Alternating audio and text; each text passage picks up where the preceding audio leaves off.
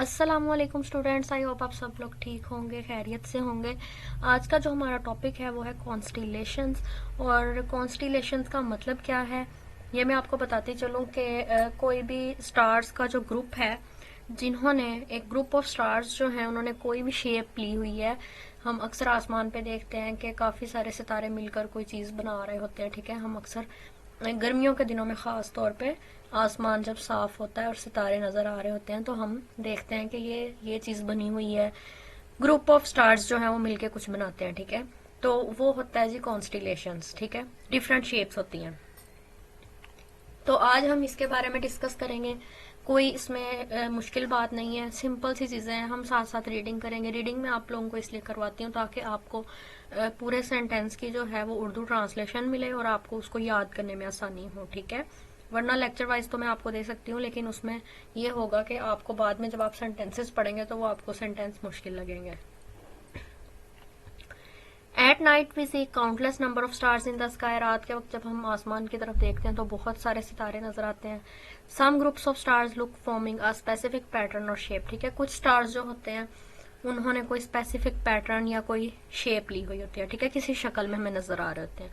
This specific pattern of stars is known as constellation. ठीक है, जो इस पैटर्न को हम कहेंगे, जो भी हमें शक्ल उसकी नजर आ रही होगी कि इसने एक स्पेसिफिक पैटर्न बनाया हुआ है कोई, तो उसको हम कॉन्स्टिलेशन बोलते हैं। ठीक है, ये इसकी डेफिनेशन है, इसको याद रखना है। The constellations are helpful in mapping the sky.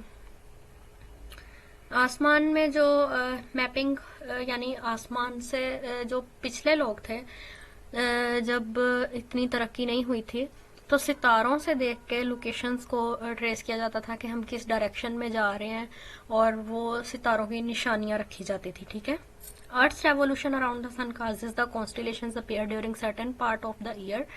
अब जो अर्थ का रेवोल्यूशन है सन के इर्द गिर्द, ये हमने पिछले टॉपिक में भी पढ़ा था। ठीक है, तो इसकी वजह से क्या होता है, कॉन्स्टिलेशंस अपीयर होते हैं साल के एक स्पेसिफिक सर्टन पार्ट में, ये हमें जाहिर होते हैं। It is easy to recognise a star by constellation. किसी भी स्टार को उसके कॉन्स्टिलेशन की वजह से पहचाना जाता है। Ursa Major, Great Bear, Leo and Orion are some famous constellations. ठीक है, आपने शायद इनके नाम सुने हो या ना सुने हो। ये कुछ मशहूर हैं कॉन्स्टिलेशंस जो लोग जिनके बारे में जानते हैं। उर्सा मेजर और बिग डिपर। उर्सा मेजर और बिग डिपर कॉन्स्टिलेशन, ठीक है, इसकी फिगर 12.6 इन्होंने दी हुई है, देख लेते हैं। ये रहा जी। तो ये कुछ इस तरह की शेप में हमें नजर आता है। ये दरमियान में जो लाइंस लगाई हुई है ये आपको समझाने के लिए है। ये लाइंस यहाँ पे नहीं होती हैं। ठीक है, सिर्फ स्टार्स होते हैं। ये इस शेप का आसमान में बना हुआ होता है। ठीक है, इनके इर्द गिर्द बाकी स्टार्स छोटे होंगे, लेकिन ये वाले थोड़े ब्राइट होंगे और आपको ये शेप जो है वो देखने में इजीली नजर आ जाएगी। ठीक है, तो आपने ये नोट भी करना है। Consist of 7 stars, 4 stars make the bowl and 3 stars form its handle. ठीक है, a bright star on the end of bowl points to the pole star. It is an area of sky which can be used for reference purpose for the whole sky. Next है Leo, और 12.7 में ये लियो आपको दिखाया गया है। ठीक है, Leo is another famous constellation which is seen on the sky from March to May each year.